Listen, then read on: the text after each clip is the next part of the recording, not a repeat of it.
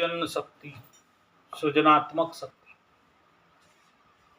तो आप बोलोगे कि जब से मोबाइल आ गया और हम अपने बच्चों को मोबाइल पकड़ा दिए, तो स्वाभाविक बात है मैटर सॉल्व नहीं हुआ, बल्कि और तिकड़म हो गया। और वो क्या हो गया? ये है कि वो किसी भी चीज को लेके परिकल्पना नहीं कर सकते।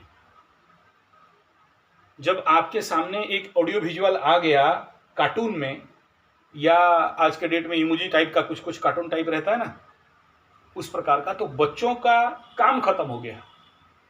बच्चे अब और कल्पना जगत में नहीं जाएंगे। और जब आप कल्पना जगत में जाते नहीं हो, कल्पना जगत से वापस आते नहीं हो, तो सबसे बड़ा समस्या क्या होता है? इन एंड आउट जब बंद होता है, तो कल्पना जगत का जो गेट है वो बंद हो जाता है हमेशा के लिए।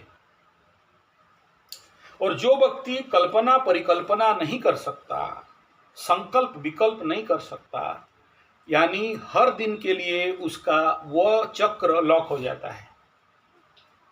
तो सृजनशीलता और कल्पना और परिकल्पना का कौन सा दो चक्र है? हृदय चक्र और आज्ञा चक्र। तो इसका काम इनेक्टिव हो जाता है। तो आप जितने ज़्यादा बच्चों को कहानी सुनाओगे और जितने ज़्यादा बच्चों को कहानी बताओगे, एज ए दादी माँ और नानी माँ, बच्चों का वो चक्र खुल जाएगा। बच्चे अटेंटिव होने लगते हैं कि सुनना है तो समझना है। इमेजिन करो, आपका बचपन पे चले जाओ, शायद आप लोग अपने दादी माँ नानी माँ से सुने होंगे कहानी। हम लोग सुनते थे। मेरा दादी के पास भावरे खेलते थे, एक तो कपड़ा ढक देंगे भावरे, फिर बुढ़िया गाना कहानी शुरू कर देगी। साधव बहू, उड़िया का सबसे कॉमन घर घर में सुनाई देने वाला कहानी साधव बहू। एक साधव था, उसका 7 लड़की थे। एक लड़की जो सौतन थी, सातों लड़की को बढ़िया काजू किशमिश खिलाते थे, बढ़िया बढ़िया खिलाते थे, और उसका सौतन का बच्चा को नहीं खिलाते थे। राजा आया शादी करने के लिए, और ये 7 को बहू नहीं किया, लेकिन उसको बहू करके लिया। क्यों किया? अब कहानी का ट्विस्ट यहाँ पर आता है। उस सौतन का बेटी को अकेले रखते थे, अकेले सुलाते थे, कचड़ा पहनाते थे, और बचा कुचा खिलाते थे, छिलका खिला देते थे, पत्ता खिला देते थे, और बढ़िया बढ़िया छिलका छिल के खाते थे। नेचुरोपैथी को इसके साथ कनेक्ट किया जाता है कि देखो, छिलका खाओगे तो सुंदर बनोगे, रॉफेज खाओगे तो सुंदर बनोगे, मेहनत करके खाओगे तो सुंदर बनोगे।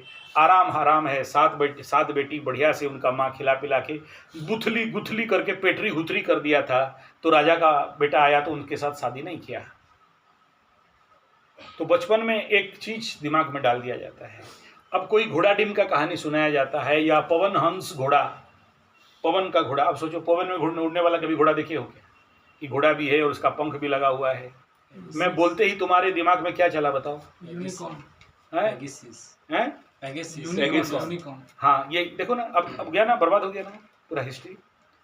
मैं जब तुम्हें बोला घोड़ा डिम, अब तुम्हारे दिमाग में कुछ आ रहा है इस समय? मैं जिस समय बोला घोड़ा डिम, नहीं आ रहा है ना? क्यों नहीं आ रहा है? बचपन में कहानी नहीं सुना, क्योंकि तुम उस संकल्प जगत में नहीं जा पा रहे हो, उस विकल्प जगत में जा नहीं पा रहे हो, उस सृजनशीलता के जगत में जा नहीं पा रहे हो, उस कल्पना के जगत में नहीं जा पा रहे हो। काल्पनिक कविता सुने हो नाम कभी? जो लोग आर्ट्स पढ़े हो